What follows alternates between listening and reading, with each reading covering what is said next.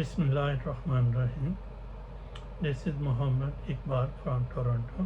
السلام علیکم. آج ہم بات کرتے ہیں کہ پاکستان کا جو موجودہ سیاسی بحران ہے اس میں ایک مسلم کردار کو کیسے ہونا چاہیے، کیسے ریئیکٹ کرنا چاہیے. پاکستان اس وقت شدید ترین پولیٹیکل ٹرمائل میں ہے، پولیٹیکل انریسٹ میں ہے، شدید ترین بحران میں ہے. پاکستان کے عوام کا جو انتخابات کا مینڈیٹ ہے، الیکشن کا مینڈیٹ ہے، وہ چرا لیا گیا ہے. اوپر سے آج مولانا فضل الرحمان کے انکشافات جس میں انہوں نے بتا دیا ہے کہ جناب باجوہ اور فیض کی وجہ سے ہم وہ عدم اعتماد لے کے آئے تھے، رجیم چینج آپریشن فوج نے کیا تھا. اب سزا تو ملنی چاہیے، جرنیلوں کو پھانسیاں لگنی چاہیے، انہیں وہ پکڑ کے اندر رکھا ہوا ہے عمران خان کو.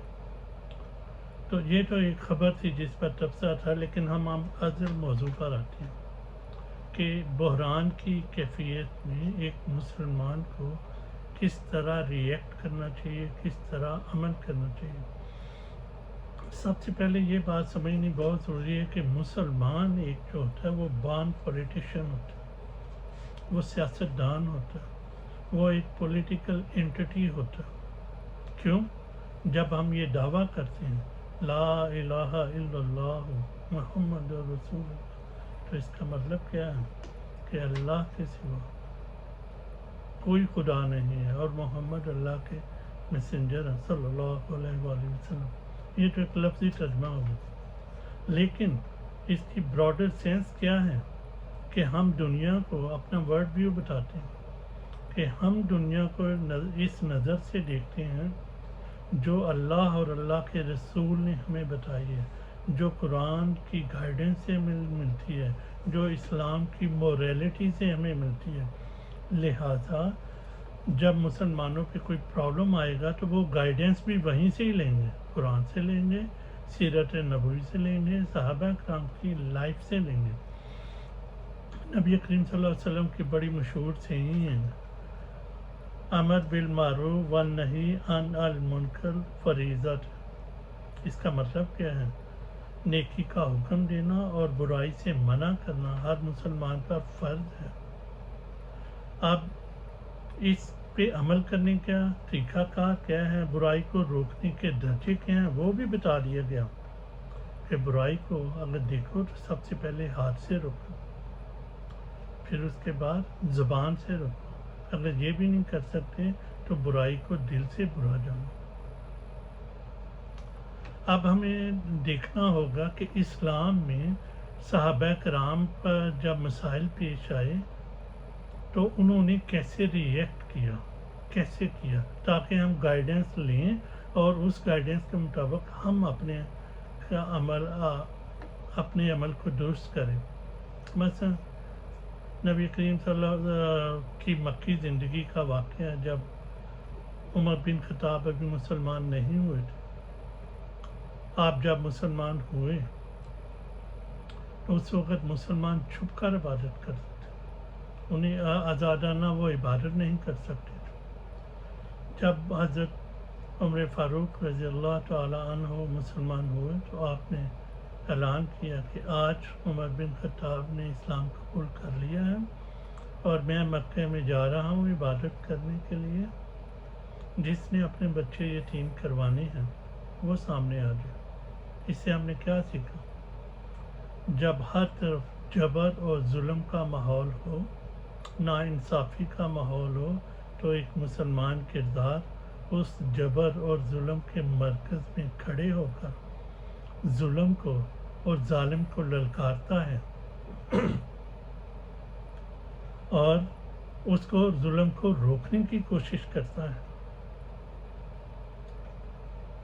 اسی طرح جب ایک مسلمان کو چوائس کا مسئلہ درپیش آئے کہ ایک طرف امن کا راستہ ہے، ایک طرف رائٹیسنیس کا راستہ ہے، حق کا راستہ ہے، تو مسلمان کیا انتخاب کرے گا؟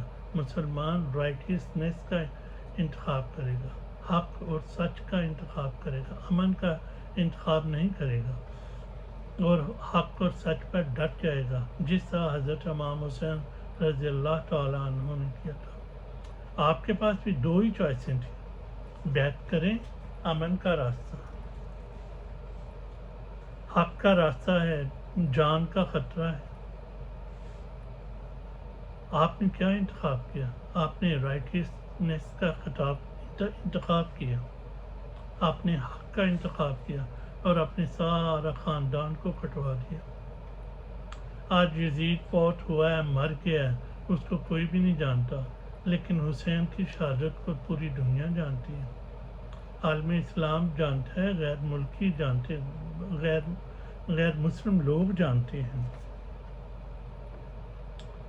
تو اب ہمیں اس سے کیا سبق ملا کہ ہم اپنے دور میں یہ جو اتنا بڑا عوامی مینڈیٹ کا پہ ڈاکہ ڈل گیا ہے، فوج کا ہمارا ایک گھنونا چہرہ پاکستان کے معاملات میں سامنے آیا ہے، تو اس کو ہم کنڈیم کریں اور اس کے خلاف آواز اٹھائیں، اور یاد رکھیں کہ آپ کی آواز جو ہے وہ کوئی معمولی نہیں ہے۔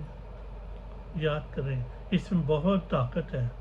یاد کریں 1988 کو 89 کو جب یہ انڈیا نے ایٹمی دھماکے کر دیے تھے، اس وقت فوج بھی نہیں چاہتی تھی ایٹمی دھماکہ ہو، اس وقت وزیر اعظم نواز شریف بھی نہیں چاہتا تھا کہ ایٹمی دھماکہ ہو، لیکن پھر بھی پاکستان نے ایٹمی دھماکے کیے۔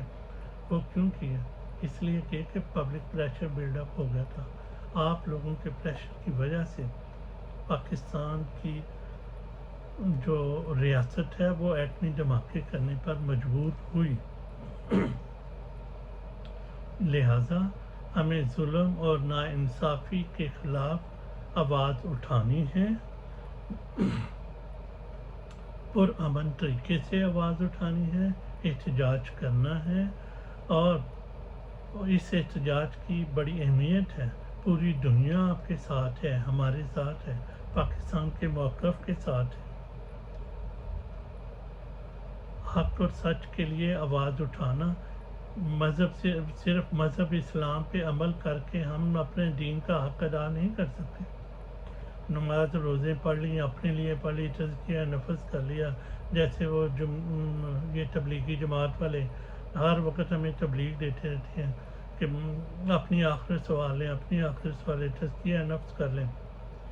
دین اسلام کا تقاضا یہ ہے کہ دنیا میں کہیں بھی ظلم اور جبر ہو تو ہم اس کے خلاف آواز اٹھائیں، تو جا کے ہمارے اپنے معاشرے میں ہماری اپنی فوج ہمارے اوپر ظلم اور جبر کر رہی ہو اور ہم خاموشی سے گھر میں بیٹھے رہیں۔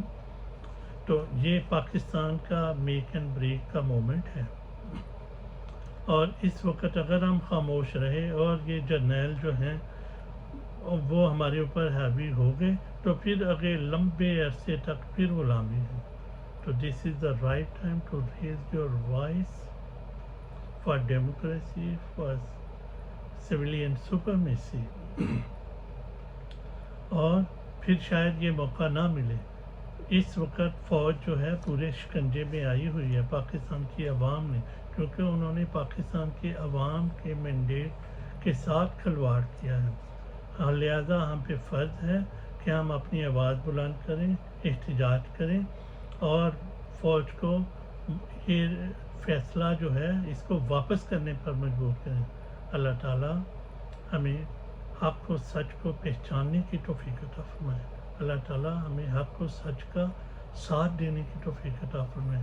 اللہ تعالیٰ ہمیں آسانیاں عطا فرمائے، اور آسانیاں بخشنے کا اور آسانیاں تقسیم کرنے کا شرف بخشے۔ ملتے ہیں پھر کسی نئے ٹاپک کے ساتھ۔ خدا حافظ۔